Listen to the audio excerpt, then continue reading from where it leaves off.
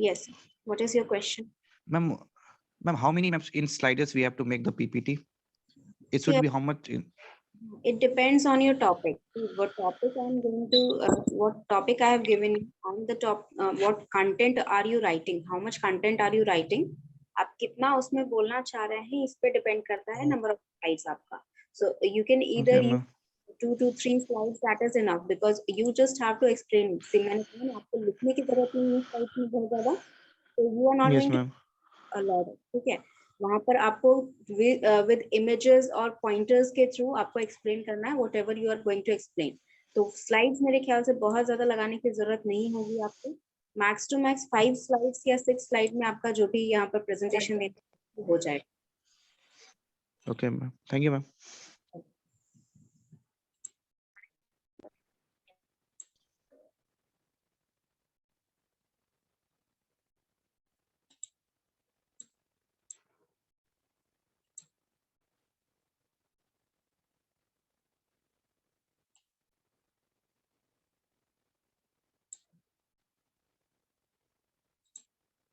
All right, if you don't have any further questions regarding the PPT, then जितने भी students ने present नहीं किया है अभी तक speech वगैरह वो present कर सकते हैं because आप लोग का MRQ मैं नहीं लगा पा रही हूँ इस चक्कर में.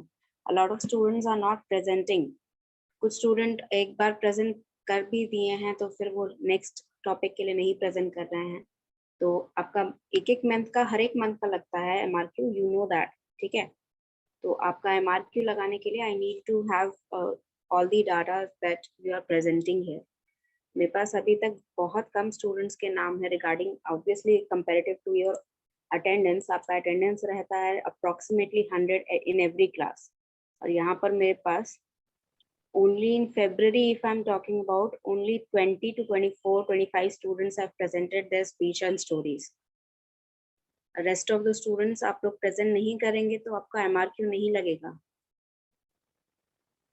And if you don't think it is important for you to get MRQ marks, then it is all right if you're sitting idly. Yes, so आपका जो PowerPoint presentation था उसका मैंने example वगैरह दे दिया आपको, ठीक है. I have given you I've shown you how to write all those things. There are few things that I wanted to tell you about. That is public speaking के बारे में कुछ बताना था. Yes, Priyanka. Ma'am, I need to ask something. That do I write on your given topic like PPT on PPT? As much as you can try to make your content short. ठीक है, आपका जो written content होगा उसे जितना कम हो सके उतना कम लिखने का कोशिश करेंगे. Okay, ma'am. All right. Yes.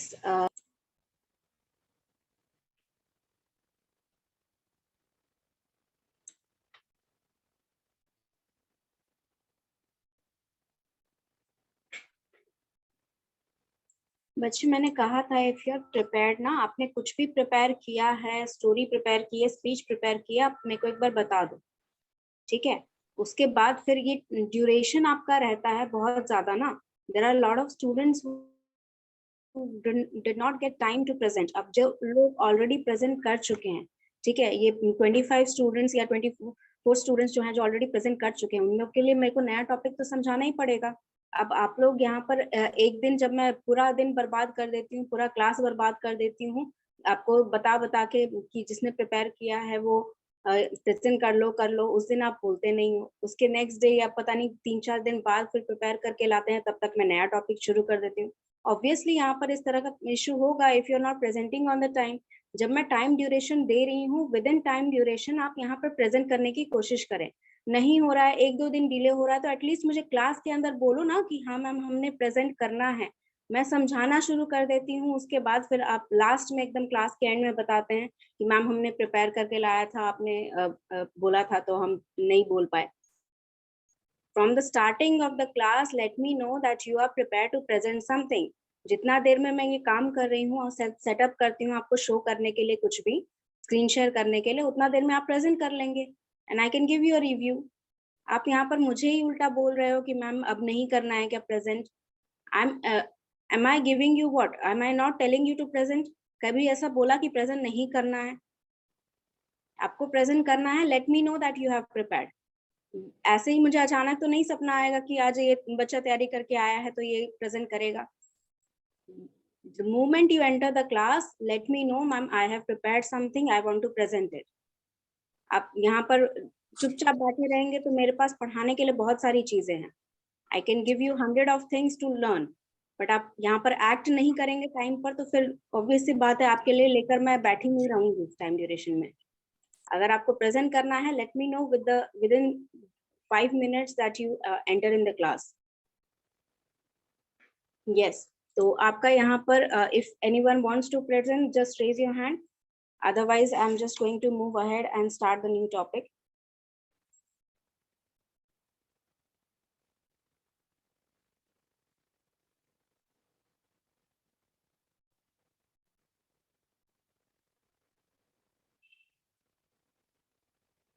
Topic for the PPT was that you have to present, you have to explain all the things that you have learned in my class. मेरी क्लास में आपने क्या क्या चीजें सीखी हैं, इसका एक पावरपॉइंट प्रेजेंटेशन बनाइए और इसको आपको एक्सप्लेन करना है। Alright,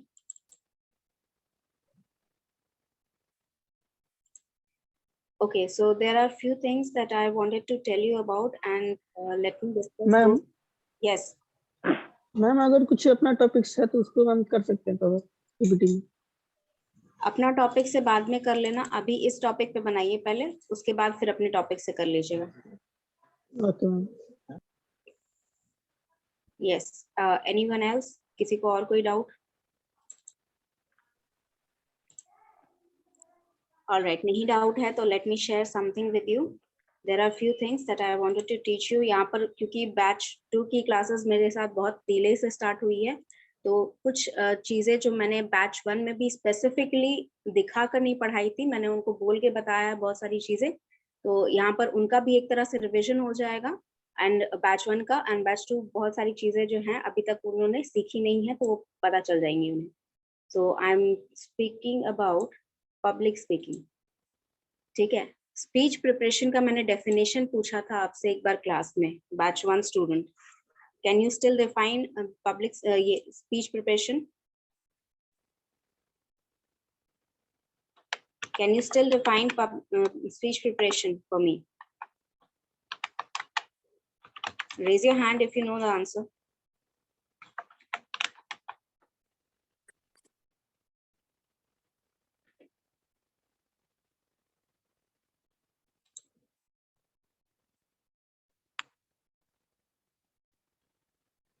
Yes, anyone who can tell me what do you mean by speech preparation?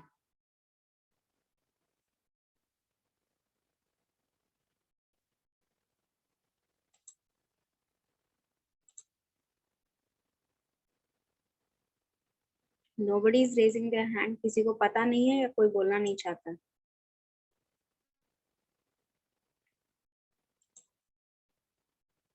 Yes, Priyanka.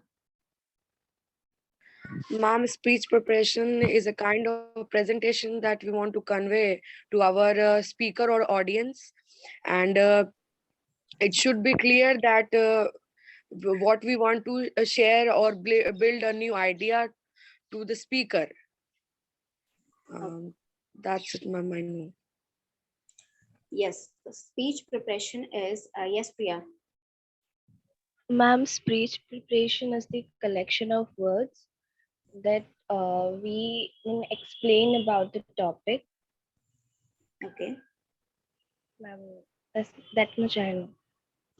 Okay, so basically if you can find different definitions in different sites if you look on the speech preparation, but the basic of all those things is जब आप अपनी thoughts को, ठीक है, जो भी thoughts आपके specific topic को related, any topic, ठीक है, it doesn't matter कोई specific topic जो किसी ने दिया है आपको या फिर आपने खुद से choose किया है, whatever topic you are thinking about, and वो चीजें जो आपके दिमाग में उस टॉपिक से रिलेटेड आ रही हैं, उनको जब आप ऑर्गेनाइज करके और एक स्टैंडर्डाइज वे में एक स्टैटिस्टिक तरीके से, ठीक है, मतलब एक फॉर्मेट में बैठाकर आप उसको प्रेजेंट करते हैं किसी ऑडियंस के सामने, तब आप उसे पब्लिक स्पीकिंग कहते हैं। That means it is a procedure, sorry, it is called speech preparation when it is the procedure, वो जो प्रोसीजर होता है जब आप अपने थॉट्स को, अपने डाटा को, अपने स्टैटिस्टिकल डाटा को गैदर करके एक फॉर्मेट में बिठाकर इस तरीके से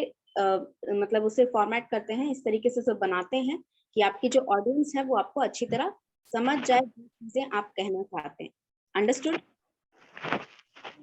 yes, so that is speech preparation and that is what we are learning here. ठीक है, कि आपके अपने जो थॉट्स होते हैं रिलेटेड टू एनी टॉपिक, उसे आप किस तरह यहाँ पर प्रेजेंट करते हैं while giving a you can say structurizing into a certain format।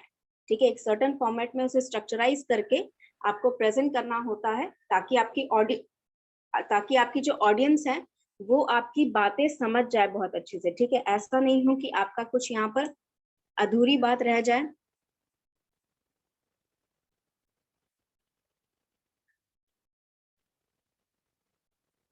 बच्चे, एक तो आपको आधे आधे क्वेश्चंस मेरे को तो समझ में नहीं आते।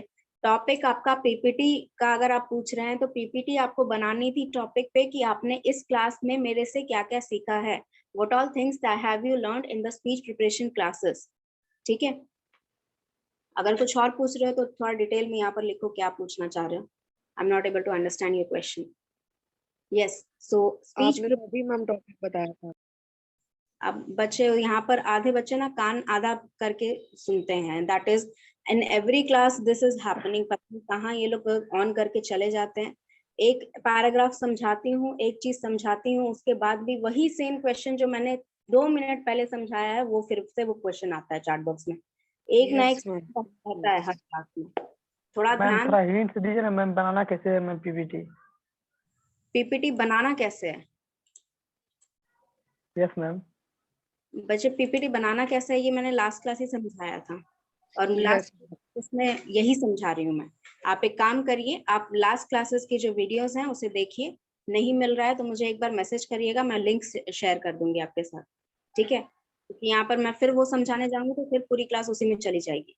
And let me explain these things that I have gathered for you. PPT में अगर किसी को स्पेसिफिक कोई इशू आ रहा है, जो चीज मैं ऑलरेडी समझा चुकी हूँ उसके बावजूद कोई इशू आ रहा है, तब आप पूछिए। ठीक है, अदरवाइज आप एक बार लास्ट क्लास अगर आपने अटेंड नहीं की है तो that is not my problem. See the videos that I have uploaded. इसी वजह से यहाँ पर रिकॉर्डिंग करके या जो लाइव आपका वीडियो जाता है यूट्यूब पे, यही रीजन की वजह से जाता है, ताकि बार बार क्लासेस में रिपीट ना करना पड़े बातें टीचर्स को। So today we are going to discuss about public speaking. What difference is between speech preparation and public speaking is, speech preparation आपका procedure है जिसके through after having a speech preparation then you can present a public speaking। ठीक है, जो procedure रहता है आपका एक statistical data को एक structure में बैठाने का, उसे speech preparation कहते हैं। public speaking कहते हैं जब आप उस structured data को, जो आपने पूरा अच्छा से फॉर्मेट में डाला है, जो डाटा डाला है, जो स्पेसिफिकेशन अपने ओपिनियंस डाले हैं, उन सभी को स्ट्रक्चराइज करने के बाद जब आप ऑडियंस के सामने प्रेजेंट करते हैं उसे, तब उसे पब्लिक स्पीकिंग कहते हैं। Public speaking is an act of speaking और द प्रोसेस ऑफ स्पीकिंग और giving a lecture to a group of people in a structured deliberate manner intended to inform, influence and entertain the listening audience। यहाँ पर देखिए 3 चीजें, यानी कि 3 basic reasons are there why someone presents something in front of you। ठीक है, public speaking का मतलब ये हुआ कि जब आपने डेलिबरेटली मतलब जानबूझ के, आपको पता है कि आपका क्या यहाँ पर इम्पैक्ट पड़ रहा है आपकी बातों का ऑडियंस पे, और डेलिबरेटली जानबूझ के आप ये चीज जो है कर रहे हैं, आप जो बोल रहे हैं ऑडियंस के सामने जानबूझ के बोल रहे हैं क्योंकि आपको पता है कि आपकी बातों का क्या इफेक्ट होगा उन पर। Understood? Manner intended to inform, intention जो है आपका वो आपका क्लियर है that I want to inform सबसे पहला रीजन होता है कि क्यों यहाँ पर पब्लिक स्पीकिंग की जाती है। जब आपको इंफॉर्मेशन पास ऑन की जाती है, every day you are attending classes is a public speaking type because you are being informed about some things. ठीक है, आपको यहाँ पर नॉलेज गेन हो रहा है, इसका मतलब यही है कि आपका इंटेंशन जो है आपके टीचर्स का यहाँ पे पब्लिक स्पीकिंग करने का, that is to inform you about certain topics. Understood? If you go on a broad section, अगर आप इस चीज का बहुत ही ब्रॉड सेक्शन लेते हैं, तो जितने भी प्रेस कॉन्फ्रेंसेस होते हैं, that is for the basic, that is a public speaking, and that intention, their intention is to inform you about certain things. Understood? Next is to influence, यानी कि influence करने के लिए, मोटिवेट करने के लिए आप अपने ऑडियंस के सामने पब्लिक स्पीकिंग करते हैं। This is the intention for different people, and this is something has been going on for, you can say, a very large time. ठीक है, अगर हम पास्ट में जाएं तो जितने भी लीडर्स रह चुके हैं हमारे पास्ट में, even if we look at the most cruel leaders in the world, Hitler जो थे, उनका भी पब्लिक स्पीकिंग बहुत अच्छा था। He was known for his best speeches, he was a very good speaker, क्योंकि वो अपने स्पीच के बेसिस पे इतना मोटिवेट कर देते थे। जर्मन के जो भी आर्मी था, उनके अंडर जो आर्मी थी, वो उसको इतना मोटिवेट कर देते थे कि person who is serving under him will never question his decision. वो कभी भी उनके डिसीजन को क्वेश्चन नहीं करेगा, क्योंकि उसका इतना ब्रेन वॉश हो चुका है उनकी बातें सुनकर कि उन्हें लगता था कि जो भी हिटलर कर रहे हैं वो सही कर रहे हैं। वो जर्मनी के लोगों के लिए, जो लोकल लोग हैं, जो वहीं पर रहने वाले हैं, जो बेसिक्स हैं वहां पर, उनके लिए ही कुछ अच्छा कर रहे हैं। Understood? That is the power of your words. You can influence people to do wrong things even though they think that it is wrong. आप उनका decision change कर सकते हैं using your power of words. This is the negative impact. The positive impact is also there every time in every people. When there is a fight, every leader in a fight is there to motivate all the leaders, all the उनके under जितने भी लोग वहां पर लड़ रहे हैं, हर किसी को वहां पर मोटिवेशन की जरूरत होती है। If you look at the modern society में आपको यहाँ मोटिवेशन हर चीज के लिए चाहिए होता है। You need a purpose to follow certain things. ठीक है, यहाँ पर कितना भी आप कह सकते हैं डिवोटेड इंसान हो, कितना भी लेजी इंसान हो, हर एक पर्सन को यहाँ पर एक मोटिवेशन चाहिए होता है, एक पर्पस चाहिए होता है, ताकि वो सर्टेन थिंग्स करे। ठीक है, कुछ थिंग्स वो फॉलो अप करे, कुछ थिंग्स वो करे अपने लाइफ के लिए, किसी और के लिए, उसको इन्फ्लुएंस करना बहुत जरूरी होता है। Understood? Now last one is to entertain. आपकी एंटरटेनमेंट इंडस्ट्री जो है, that is nothing but public speaking. Dramas, songs, everything is public speaking because it is for your entertainment. ठीक है, उसका पर्पस है आपका एंटरटेनमेंट। तो ये तीन चीजें होती हैं जिनकी वजह से आप पब्लिक स्पीकिंग करते हैं। For informing your audience, for influencing your audience, and for entertaining your listeners. ठीक है, ये तीन रीजन की वजह से आप पब्लिक स्पीकिंग करते हैं। And the act of speaking in front of the audience deliberately, यानी इंटेंशन आपका क्लियर है कि या तो आप इन्फॉर्म करना चाहते हैं, या फिर आप इन्फ्लुएंस करना चाहते हैं, या फिर आप इंटरटेन करना चाहते हैं। एंड इट डजंट मीन कि आप अगर किसी सर्टेन क्राइटेरिया को फॉलो कर रहे हैं, let's say if I am giving you some informative speech, that doesn't mean it can not be entertainment also, and it doesn't mean it can not be influencive also. ठीक है, तो यहाँ पर आपको ये तीन चीजें होती है, ये बेसिक होता है about your public speaking. Any doubt in this specification? No, ma'am. All right, let's move ahead then. Next है आपका type of public speaking. There are 4 types जो कि मैंने पहले भी बताए हैं आपको. That is persuasive. Persuasive मतलब जब आपको यहाँ पर प्रेजेंट करना है, कोई अपना आइडिया जो है आपको ऑडियंस के सामने प्रेजेंट करना है, and your motive is to influence the people to take in case, मतलब आपका जो प्रेजेंटेशन है, आपका जो आपने स्पीच दी है लोगों के सामने, या कोई डिबेट हो रहा है, या कोई जीडी हो रहा है, कुछ भी हो रहा है, if it is persuasive, that means कि यहाँ पर आप उन लोगों को परसुएट कर रहे हैं, आप उन लोगों को इन्फ्लुएंस कर रहे हैं कुछ सर्टेन काम करने के लिए। For example, if I want you all to have a good communication skill, that means I am influencing you on a daily basis. I am giving a persuasive case study of my information. ठीक है, मैंने जितनी भी information gather की है, I'm not just giving you information, I'm persuading you to follow those instructions so that you can get a particular skill set, improve a particular skill set, that is your communication. Understood? तो यहाँ पर आपका persuasive का मतलब होता है कि आप किसी को कुछ करने के लिए इन्फ्लुएंस कर रहे हैं, मतलब अपने वर्ड्स के थ्रू आप मजबूर कर रहे हैं उस पर्सन को कि वो काम करे जो आप कहना चाहते हैं। सेरेमोनियल मतलब होता है किसी इवेंट के लिए, जैसे यहाँ एग्जाम्पल में लिखा है wedding speech and awards, all those things are for what, for ceremony. अगर आप कोई फंक्शन अटेंड कर रहे हैं, अगर आप कोई इवेंट अटेंड कर रहे हैं, वहां पर आप कुछ भी वहां पर स्पीच दे रहे हैं, वहां पर आप कुछ भी एज एन एंकर हैं, वहां पर उस इवेंट के होस्ट हैं, ठीक है, वो सारी चीजें आपकी सेरेमोनियल पब्लिक स्पीकिंग में आती है, ठीक है। एक्सटेम्पोरेनियस मतलब कि नेटवर्क कट ऑफ स्पीच, यानी कि एट द मोमेंट आपको दिया जाएगा कुछ भी topic and you have a little bit time to prepare, यानी कि आपके पास बहुत कम टाइम प्रिपरेशन के लिए होता है। फॉर एग्जांपल अगर आप परसुएसिव स्पीच दे रहे हैं या परसुएसिव प्रेजेंटेशन दे रहे हैं, तो उसके लिए आपके पास काफी टाइम है। You have at least for example आपको अगर इन्वेस्टर्स के सामने कुछ प्रेजेंटेशन देनी है ताकि वो आपके प्रोजेक्ट में इन्वेस्ट करें, ये केस जो होता है, ये केस होता है परसुएसिव का।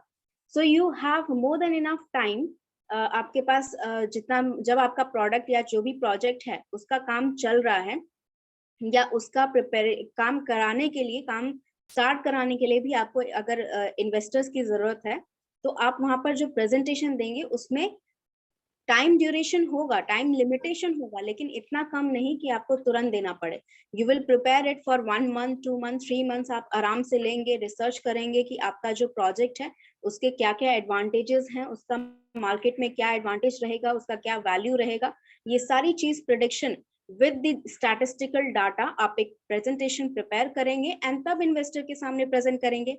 बट एक्सटेम्पोरियस मतलब कि आप तुरंत वहां पर अपना जो भी प्रेजेंटेशन है वो तुरंत आपको वहां पर प्रेजेंट करना होगा with in short duration. Short duration कितना, 5 मिनट, 10 मिनट से ज्यादा टाइम आपके पास नहीं रहेगा। एक्सटेम्पोर मतलब होता है एग्जैक्टली कि आपको वही पॉइंट ऑफ टाइम में, it is an activity that we have done in batch 1 students with the batch 1 students, that आपको वही उसी टाइम जो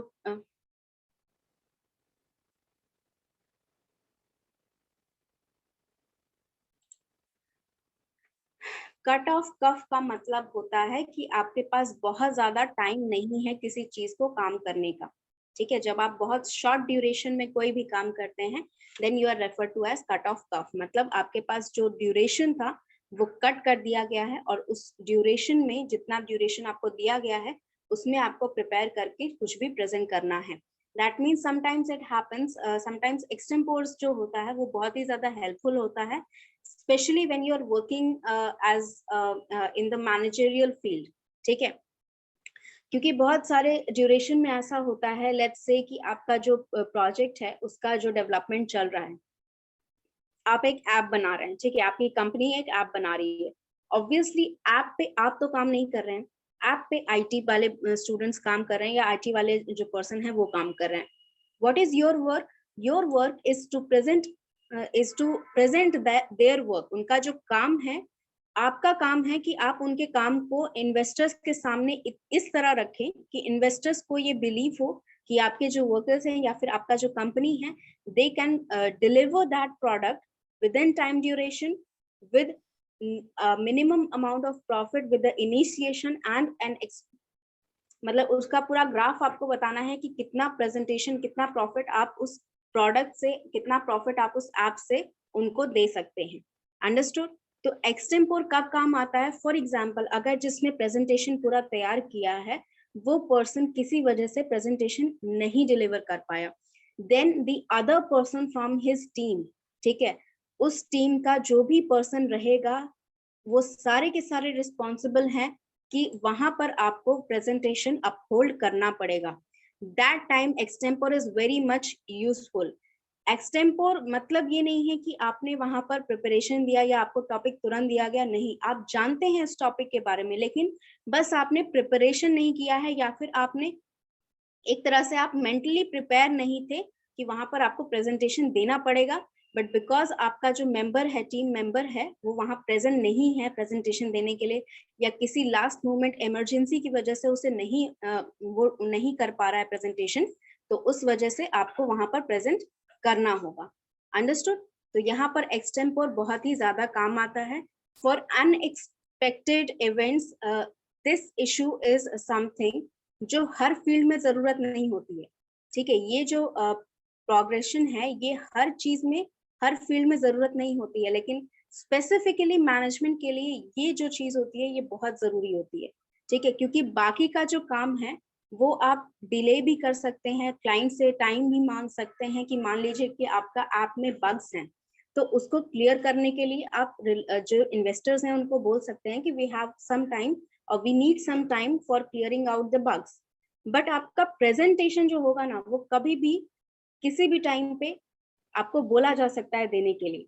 So extempore is something that helps you to regain your, you can say, regain your own confidence that you can present anything if you have a basic knowledge about it in front of anyone, ठीक है। Last is your informative. Informative होता है presentation and lecture, specifically जब आपको किसी चीज के बारे में इंफॉर्मेशन दी जाती है, ठीक है। फॉर एग्जाम्पल आपके जब कोविड हुआ था, लॉकडाउन हुआ था, तो उसका जो प्रेस कॉन्फ्रेंस हुआ था उसमें इंफॉर्मेशन दी गई थी कि now we are having a lockdown and you are not going to go out and roam around the city, ठीक है। ये सारी इंफॉर्मेशन जब पास ऑन हो रही है, ठीक है, यहाँ जो क्लास आप ले रहे हैं, यहाँ प्रेजेंटेशंस तो आपको दी जाती हैं इन्फॉर्मिंग अबाउट सर्टेन टॉपिक्स, ठीक है। प्रेजेंटेशन जो होता है आपका इंफॉर्मेटिव बहुत तरीकों से होता है।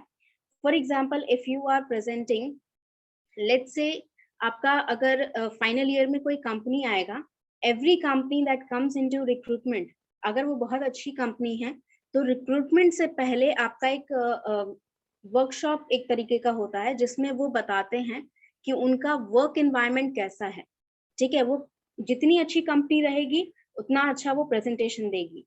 प्रेजेंटेशन क्यों देते हैं? ताकि आपको पता चले आप किस तरह के वर्क एनवायरनमेंट के लिए काम कर रहे हैं, किस तरह की कंपनी के लिए काम कर रहे हैं और आपका कितना ग्रोथ हो सकता है उस कंपनी में काम करने में। This helps to persuade the students even if you are not participating. Someone, देखो ऐसा होता है ना कि बहुत सारे स्टूडेंट्स जो होते हैं even in final year they take it very lightly, they think कि चलो अरे कोई बात नहीं, रिक्रूटमेंट यहाँ से नहीं हो रहा है कॉलेज से तो हम बाहर से कर लेंगे। But it is very hard for freshers to find jobs outside. तो ये जो परसुएसिव स्पीच आके वो लोग देते हैं, ये सिर्फ आपको इन्फॉर्म नहीं कर रहे हैं कि वहां पर आपको कैसा एनवायरनमेंट मिलेगा, क्या क्या फैसिलिटीज मिलेंगी, क्या क्या काम आप करेंगे। Please keep your mics muted. Yes, ये सारी इंफॉर्मेशन के साथ साथ आपको परसुएट किया जाता है, यानी कि आपको वहां पर इन्फ्लुएंस किया जाता है कि आप सभी जितने स्टूडेंट्स हैं सभी अप्लाई करें, सभी ट्राई करें, so that even if you don't get the opportunity to work in that environment, you will be curious to work at that kind of company, ठीक है। आपका क्यूरियोसिटी जो होगा, आपका मन करेगा कि इस टाइप की कंपनी में हम जाके काम करें, हम नेक्स्ट टाइम अगर आएगा तो हम और मेहनत करके प्रिपेयर करेंगे, या फिर उस तरह की अगर कोई और कंपनी आती है तो हम जरूर मेहनत करके नेक्स्ट टाइम क्लियर अप कर लेंगे। Understood? So these things that help you in public speaking. ये आपका करियर ओरिएंटेड थोड़ा सा मैंने बताया है ताकि आपको पता चले कि ये फ्यूचर में ये सारी चीजें कहाँ आपको काम आएंगी, ठीक है। Is there any doubt in this type of public speaking? No, ma'am. Anyone else? Just raise your hand if you have any doubt. Otherwise, I'm just going to change the slides here. No, All right. If you don't have a doubt, let's move ahead. And one more thing before we move on is the mode of delivery, you can say. ठीक है, mode आपका मतलब किस तरह आप यहाँ पर अपनी स्पीच जो है कितने मोड में आप प्रेजेंट कर सकते हैं, ठीक है, किस तरीके से आप यहाँ पर प्रेजेंट कर सकते हैं ये बताया जा रहा है, ठीक है। तो पहला है आपका इम्प्रॉम्प्टू। इम्प्रॉम्प्टू और एक्सटेम्पोर सिमिलर मीनिंग होता है। इम्प्रॉम्प्टू का मतलब होता है कि आपको तुरंत एकदम बिना किसी प्रिपरेशन के लिए आपको 5 मिनट भी नहीं दिया जाएगा and you will have to go on stage and deliver your speech और प्रेजेंटेशन व्हाटएवर, ठीक है। एक्सटेम्पोर में आपको फिर भी थोड़ा टाइम दिया जाता है, आपको लास्ट मिनट पे भले बताया जाए लेकिन आपको 5 मिनट 10 मिनट प्रिपेयर करने का टाइम दिया जाएगा so that you can gather your thoughts and you can deliver that. Memorised यानी कि आप पूरी अच्छी से तैयारी करके वहां पर पूरा जो भी आपने प्रिपेयर किया है उसको याद करके पूरा अच्छा से डाटा पूरा याद करके आप वहां पर प्रेजेंट कर रहे हैं, ठीक है। फॉर एग्जाम्पल अगर आप प्रेजेंटेशन दे रहे हैं इन्वेस्टर्स को, तो आपने अगर 2 महीने 3 महीने किसी चीज के ऊपर मेहनत की है, तो आपको मार्केट का पूरा उसका स्टॉक प्राइस याद होगा, ठीक है। जो ग्राफ आपने इंस्टॉल किया है उसका आप आराम से जो भी डाटा वहां पर ग्राफ लेबलिंग है आपका, वो लेबलिंग आप समझा सकते हैं प्रेजेंटर को, ठीक है। हर एक चीज वहां पर आपने मतलब कुछ आपको बहुत सारी चीजें याद हैं, आपको देखने की जरूरत नहीं पड़ रही है डाटा को, और ना ही आपको रिपोर्ट देखने की जरूरत पड़ रही है वहां पर, ठीक है। मैन्युस्क्रिप्ट वे जो होता है, मैन्युस्क्रिप्ट का मतलब होता है आपके पास from the starting of the speech और public speaking to the ending पूरी प्रिपरेशन है आपके पास, ठीक है। आपको कहाँ से स्टार्ट करना है, स्टार्ट करने से मतलब स्टार्ट इन द सेंस कि आप अपना इंट्रोडक्शन करेंगे, फिर आप अपना टॉपिक को इंट्रोड्यूस करेंगे, किस तरह इंट्रोड्यूस करेंगे टॉपिक को, क्या क्या चीजें इंट्रोडक्शन में बोलेंगे, उसके बाद बॉडी यानी कि जितना इंफॉर्मेशन आपको गैदर किया है, जितना डाटा आपने गैदर किया है, उसको किस किस फॉर्मेट में प्रेजेंट करेंगे, और किस डाटा के बाद कौन सा डाटा उसके बाद आएगा सिक्वेंशियली, उसके बाद कंक्लूजन में क्या क्या चीजें आप इंक्लूड करेंगे, कंक्लूजन में किसका ओपिनियन, जो डाटा आपने दिया उसका कंक्लूजन निकाल के बोलना है, अपना ओपिनियन बोलना है, ये पूरा स्ट्रक्चराइज करके from the start to the end आपने सब कुछ यहाँ पर स्ट्रक्चराइज करके प्रेजेंट करना है। That is the meaning of manuscript. Manuscript का मतलब एक्चुअल मीनिंग ये नहीं होता है। मैन्युस्क्रिप्ट मोड ऑफ डिलीवरी का मतलब होता है जब आपने स्टार्टिंग टू द एंडिंग, यानी कि आप हेलो भी कैसे बोल रहे हो ना स्पीच का स्टार्टिंग में, ये भी आपने प्रिपेयर करके गए हो, ठीक है। लास्ट में आप थैंक यू भी कैसे बोल रहे हो, ये भी आपने प्रिपेयर किया है पूरा अच्छे से। That means that you have manuscripted your public speaking, ठीक है। Any doubt in this 4 modes of delivery?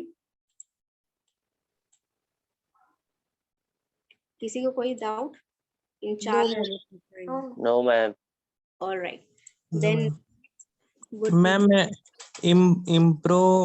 Impromptu का मतलब क्या हुआ? टू का First मतलब एट द मोमेंट, एकदम तुरंत आपको बता दिया गया है कि ये करना है और आपको वो करना होता है, ठीक है। मतलब आपने बिल्कुल भी कुछ प्रिपरेशन नहीं किया है और आप अभी बस माइंड एकदम तुरंत तैयार होके आ गए कि मैम प्रिपरेशन तो नहीं है but we will present it, ठीक है। तो तुरंत आपने प्रिपेयर किया है। इम्प्रॉम्प्टू जो होता है that is for something unexpected, ठीक है। जब बहुत ही ज्यादा अनएक्सपेक्टेड हो, जब आपने सोचा भी नहीं हो कि आपको यहाँ पर ये चीज प्रेजेंट करनी पड़ सकती है। All right? Yes, ma'am. Anyone else? All right, next portion would be some tips that you can go ahead while you are presenting. कुछ चीजें जो आपको ध्यान में रखना ही होगा हमेशा जब आप प्रेजेंट कर रहे हैं, ठीक है। First thing would be 1 minute. Yes, first thing to keep it simple. I have always said you कि आप जब भी यहाँ प्रेजेंटेशन दे रहे हैं, चाहे आप स्पीच दे रहे हैं, चाहे आप स्टोरी बता रहे हैं, always use simple words. Simple words बहुत ज्यादा important रहते हैं, ठीक है। If you go ahead and listen to all the major leaders जिनकी पब्लिक स्पीकिंग बहुत फेमस थी, जिनका स्पीच बहुत फेमस था, उनकी अगर आप स्पीच सुनेंगे, वो फेमस इसलिए नहीं है क्योंकि वो बहुत भारी भारी वर्ड्स यूज करते हैं या फिर बहुत भारी भारी कॉन्सेप्ट समझाते हैं, नहीं। बिकॉज जो जैसे आपका अच्छा टीचर आप किसको बोलते हो, जो बहुत भारी भारी सब्जेक्ट को भी आपको बहुत आसानी से समझा सके, that you call the best teacher, right. तो वही सिंपल तो वही सिंपल स्ट्रक्चर होता है पब्लिक स्पीकिंग का, कि जब आप आसान भाषा में, आसान भाषा इन द सेंस ये नहीं कि आप बच्चों की तरह समझाएं, बट वो लैंग्वेज आप यूज करें जो आप जनरल लाइफ में अपने फ्रेंड्स के साथ यूज कर सकते हैं, अपने पेरेंट्स के साथ यूज कर सकते हैं। इस टाइप का सिंपल लैंग्वेज, मतलब स्टॉक्स एंड मार्केटिंग की जगह आप यहाँ पर यूज कर सकते हैं कि आपका अगर इस मतलब बहुत ज्यादा high level of terminology use करने की बजाय जो नॉर्मल आम भाषा में जो लोग बात करते हैं जिस चीजों के बारे में, ठीक है, कि इसका प्राइस कितना जा सकता है, इसका प्रॉफिट कितना हो सकता है, ठीक है, instead of like going ahead and using some of the terminologies are difficult to understand for people, ठीक है। Even though you are presenting the presentation to someone as qualified as to be your senior or to be your someone who is giving you job, still अगर आप simple language use कर सकते हैं तो इसका मतलब ये होता है कि आप बहुत आसान भाषा में समझाना चाहते हैं अपनी बात को। अगर कोई भी आपको अगर आप सिंपल लैंग्वेज में बोल रहे हैं, जैसे अगर इंटरव्यू आपका होता है उस जगह भी आप सिंपल लैंग्वेजेस यूज कर रहे हैं, बहुत भारी भारी वर्ड्स नहीं यूज कर रहे हैं, इसका मतलब जो है इंटरव्यूअर अगर अच्छा है तो वो समझेगा कि आपने खुद से प्रिपरेशन किया है अपना इंटरव्यू का, और आप अपने मन से यानी कि जो आपको बोलना चाहते हैं, इस क्वेश्चन का आंसर देना चाहते हैं, वो आप दे रहे हैं। अगर आप भारी भारी वर्ड्स यूज करते हैं, जो अच्छा इंटरव्यूअर होता है ना, वो सोचता है कि ये लड़का कहीं से रट के आया है और ये इसीलिए यहाँ पर ये सारे वर्ड्स यूज कर रहा है। That is the major difference creation in the words that you use. तो जो भी यहाँ पर आप प्रेजेंट करते हैं पब्लिक स्पीकिंग में, ट्राई करिए कि सिंपल वर्ड्स, ऐसे वर्ड्स जिनका मीनिंग किसी को भी समझने की या समझाने की जरूरत ना पड़े। ऐसा नहीं कि मतलब कुछ लोग होते हैं जिनको बहुत कुछ मीनिंग्स होता है, नहीं पता होता है, तो उन लोगों को नहीं, लेकिन at least 90% of your audience should be able to understand what all things you are trying to say. ठीक है। Work on hello and good bye. हमेशा आपकी जो स्टार्टिंग होती है, ठीक है, जब भी आप प्रेजेंटेशन दे रहे हैं, I have told you already in the class, whenever you're standing in front of the audience or you are going to present something in front of the audience, first 30 minutes they will judge on the basis of how your non-verbal communication is going on. आपका expression कैसा है, आपका eye contact कैसा है, आपका how your body posture is when you are standing or sitting, ठीक है, how well you look prepared, ठीक है, आप confident लग रहे हैं, आप prepared लग रहे हैं या नहीं लग रहे हैं, 30 seconds वो आपको पूरी ऑडियंस इसी चीज के लिए जज करती है। नेक्स्ट 30 सेकेंड्स आपके जो भी इंट्रोडक्शन आप दे रहे हैं, वो इंट्रोडक्शन एक सेट करता है पेस को कि आपकी जो ऑडियंस है वो आपकी बात सुनेगी या नहीं सुनेगी। विद इन 1 मिनट अगर आपने कुछ ऐसा बोला जिससे आपकी ऑडियंस जो है इंटरेक्शन के लिए, मतलब वो बहुत ज्यादा शॉक हो गए या फिर बहुत ज्यादा उनको इंटरेस्ट जाग गया, तब जाके वो आपकी बात सुनेगी। अगर विद इन 1 मिनट आपका जो है अटेंशन नहीं ग्रैब कर पाया आपका स्पीच, तो आपकी ऑडियंस जो है बहुत रेयर ऐसा होता है कि बीच में जाके वो स्पीच को सुने। ठीक है, पहले 1 मिनट में अगर आपकी स्पीच में कुछ ऐसा है जो ऑडियंस को डिफरेंट लग रहा है, जो ऑडियंस को लग रहा है कि उन्हें सुनना चाहिए, तब वो आपकी पूरी स्पीच ध्यान से सुनेंगे। इवन दो आपने बीच में अगर बहुत ज्यादा स्टैटिस्टिकल डाटा डाला हुआ है, इवन दो आपकी स्पीच जो है वो इंटरटेनिंग नहीं है, फिर भी वो आपकी बात सुनेंगे, बिकॉज 1 मिनट के अंदर आपने जब उनका अटेंशन ग्रैब कर लिया तो उनका सबकॉन्शियस माइंड उन्हें ये सिग्नल भेजता है कि इसमें कुछ इंपॉर्टेंट है, सुन लेते हैं। ठीक है, उसके बाद इस पे इंटरप्रेट कर सकते हैं कि कैसे होगा।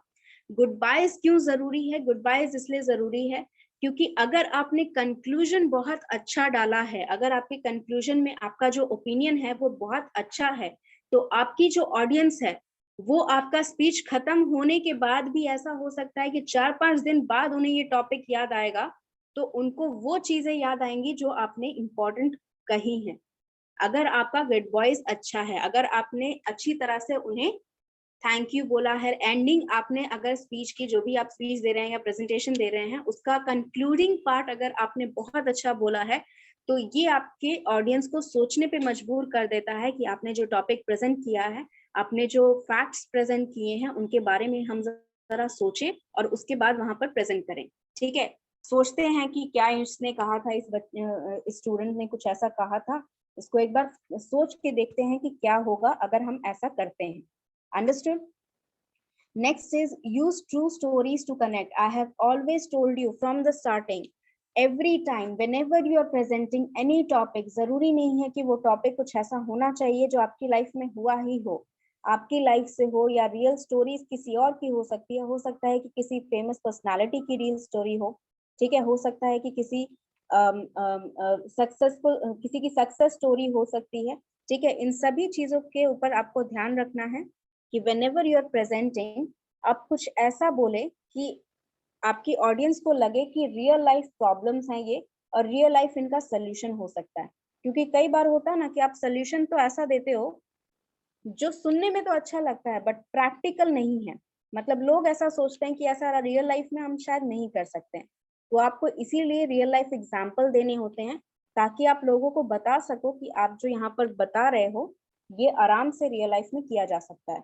आप यहाँ पर जो फेमस पर्सनालिटीज हैं जैसे सुंदर पिचाई हो गए, टाटा हो गए, रतन टाटा हो गए, इस तरह के जो पर्सनालिटीज होते हैं इनका आप लाइफ स्टोरी बता सकते हैं अगर कुछ ऐसा है उसमें जानने लायक, ठीक है, जो आपके टॉपिक से रिलेवेंट है, ठीक है, ये सारी चीजें आप वहां पर बता सकते हैं। Understood? Next is your make memorable moment. कुछ ऐसा बनाना है आपको यहाँ पर at the ending of your speech या फिर at in the middle, in the starting, कहीं भी आप कुछ ऐसा बता सकते हो उनको जो उनके लिए बहुत मेमोरेबल रहे, यानी कि अगर उनको आपकी पूरी स्पीच याद आ रही है या नहीं आ रही है, वो चीज, एक दो चीजें ऐसी होंगी जो आपकी स्पीच से आपके ऑडियंस को हमेशा याद रहेंगी, ठीक है। वो आपका कोई जोक हो सकता है या फिर आपने कुछ ऐसा फैक्ट बोल दिया जो कहीं भी आपको किसी और किसी और जगह आपने कहीं देखा नहीं हो, किसी और जगह सुना नहीं हो। ये सारी चीजें आपका मैटर करता है कि आपकी जो इम्पोर्टेंट पॉइंट्स होते हैं ना, मतलब 4-5 दिन बाद या 1 हफ्ते बाद या 1 महीने बाद लोगों को हर एक बात याद नहीं रहेगी जो आप अपने स्पीच में बोले हो, लेकिन स्पेसिफिक चीजें जो होती हैं, कुछ इंपॉर्टेंट मेमोरेबल थिंग्स होते हैं जो हमेशा याद रखते हैं, तो वो आपकी जो स्पीच है, जो आप पब्लिक स्पीकिंग कर रहे हैं, उसमें रहना जरूरी होता है। Any doubt in this? No, ma'am. चलिए, No, नहीं ma'am. तो टाइम हो गया है, अटेंडेंस मैंने ले लिया No, है। ma'am. Yes, Doubt, ma'am. so ज़्यादा let's do this class, and in next class I want at least 15 to 20 students who can present me the presentation. And अगर इसके अलावा भी किसी ने प्रिपेयर किया है तो क्लास के स्टार्टिंग में मुझे टेक्स्ट छोड़ देंगे या फिर क्लास के स्टार्टिंग में बता देंगे कि मैम हमने ये प्रिपेयर करके रखा है, क्या हम प्रेजेंट कर सकते हैं। Not at the end, not in the middle, starting when you join the class. All right. Thank you, ma'am.